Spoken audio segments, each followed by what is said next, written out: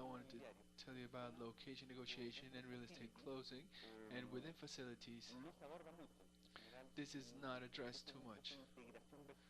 This has to be a vertical integration to facilities, and this is what we all usually do, and which is most traditional.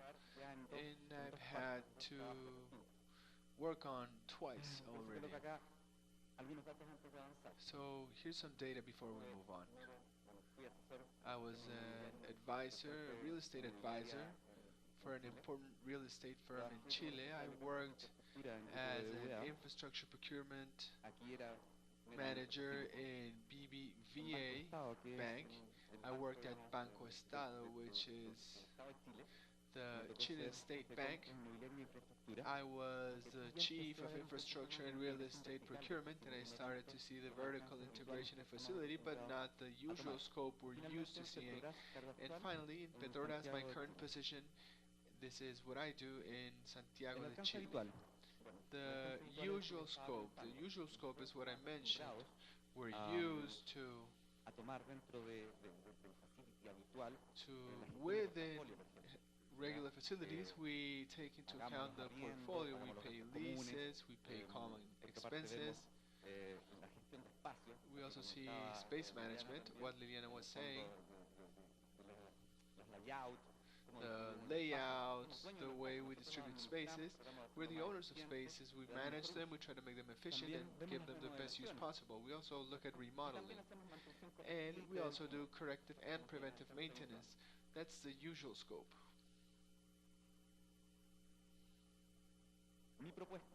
My proposal, which is what I've been working on in my past two positions, is to vertically integrate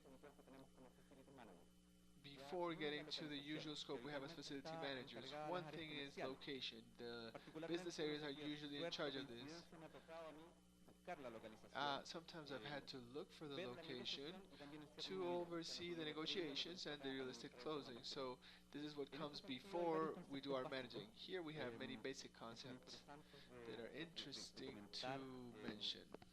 For example, vacancy, sales speed, lease payments, sale payments, technical and administrative capabilities, brokers who can be our best friends or our enemies, and the exit clauses.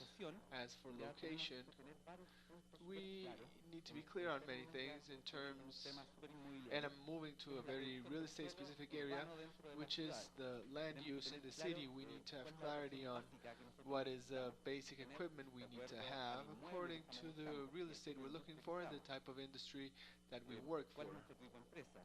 So what is our company type? Are we industry? Are we services, banking?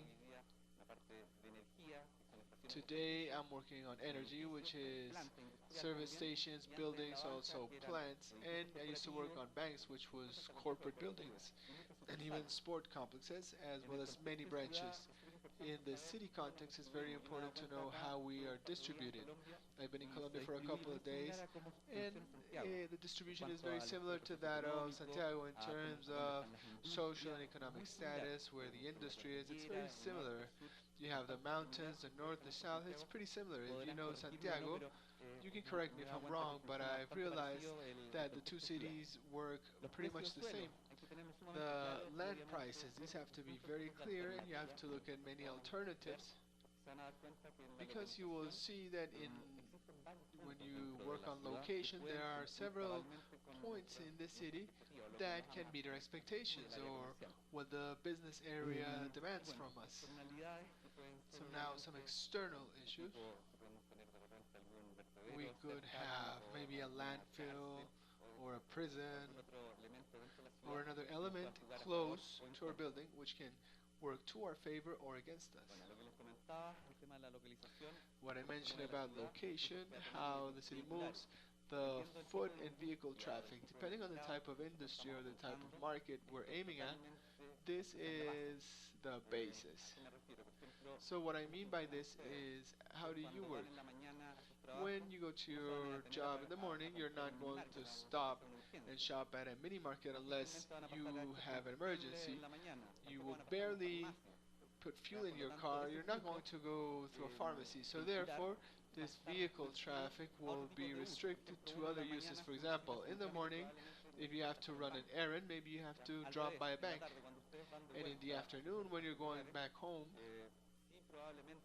you will probably have to stop by a pharmacy, a mini market, or to buy something. So that is just to show you the concept of where a bank will be, or where a retail store will be, or where a mini market will be, etc. Here I put Alonso's model. This is the land gradient. It's very theoretical, and it goes back to the concept of agricultural land use. So what does this consist of? The closer the agricultural worker was to the market, the better his business conditions would be. And to a certain extent, this gradient applies to the cities in the sense that the closer you are to the business center, the price of land is more expensive, and as we go farther away from it, the price decreases. This is theoretical because we can see that in the city there are several of these gradients that intersect, and that is how the city works. First, you need to know how your city works, or where you need to locate. If we have located our point, we have to go into negotiations, and I was mentioning the concept of brokers. Brokers are pretty much companies that locate real estate, whether for lease or for sale. And I was saying they can be your greatest ally or your enemy, depending on the company. This could be the case. When I was in Banco Estado, I did not work with brokers, because whenever a broker would arrive, instead of charging me 10, they would want to charge me 20. They knew that deep down, if there was a large company such as Banco Estado, they would be willing to pay a large amount for that same real estate. In that sense, you need to know the market value in order to have a proper negotiation. Of course, you have to evaluate your cash flow, which will be given by the business area, depending on what you want to sell on a certain location or what you want to lease in the case of industry. The construction costs, depending on our location, you will have different conditions and different costs due to the difficulty or ease of access to enable these real estate. The delivery conditions are vital in this process, because in some cases you can have it with weathering, with furnishing. In Chile we have a high office vacancy, so there are many companies that are willing to grant grace periods for lease, to grace refurbishing, even furniture. Common expenses. This is another relevant point, which perhaps, well, when we see a lease, we don't consider it immediately, but it is part of our future COPEX. It becomes a large percentage of it. Another important thing, I can't remember the speaker's name, but it was already mentioned. Someone from the National University in Colombia, they mentioned that they had many old buildings, and that is also a very relevant point for all of us here who know the cost of maintenance when the building is a certain age. Maintenance costs rise, we start having problems with pipes, with electrical installations and health installations. This is very relevant if we're going to buy real estate or if we're going to lease it. The type of procedures that we need to consider in the different cities, different provinces, districts, sometimes they're completely different, and this can make a project, instead of being done in 2 or 3 months, it could be done in 6 or 7 months. If you don't know the regulations, then perhaps the project or the initial flow, the initial cash flow which you had set out, could not be accurate. The means of payment, this is very relevant to negotiations. And you need to consider if we can postpone these payments. Of course, this has to do with the financial aspects. And finally, to address negotiations, you need to consider when we need to renegotiate a lease. Oftentimes, especially when you occupy a new position, some of our speakers have been working on this for not for long, or they were new to the post. So I would like to say that in both of my previous positions, I had to renegotiate many lease agreements, and that's when you realize that facilities is something new. It's something that has been given more importance in the previous years. This was usually in management or finance management, but they weren't specialists on the subject. So when you're going to enter into an agreement, you consider the list prices, but the list prices do not necessarily agree with the market value. So when you have to renegotiate, it may be very easy. It's like finding a diamond in the rough.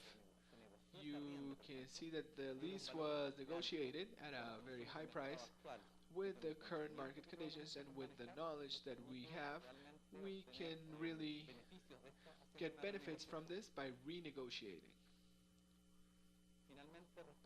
Finally, about business closing or deal closing, I've divided into two, whether it's if you're buying or if you're leasing. If you're buying, you always need to consider an affidavit, and here we need to incorporate fines from delays for the real estate we're dealing with.